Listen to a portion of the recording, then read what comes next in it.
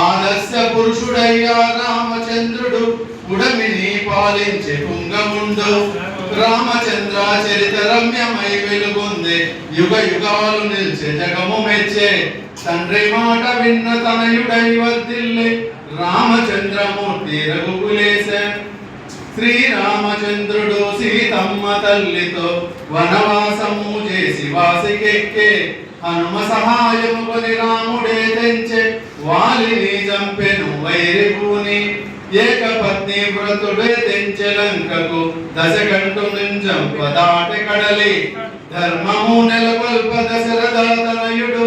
రావణున్ వధించె రామభద్ర వినగ రామచరిత తనివి తీరా ప్రజలు కనగ రామ కథను కాలమందు మంచిగాను బ్రతుకుమారును లోకంబు రామచంద్రమూర్తి రమ్య చరిత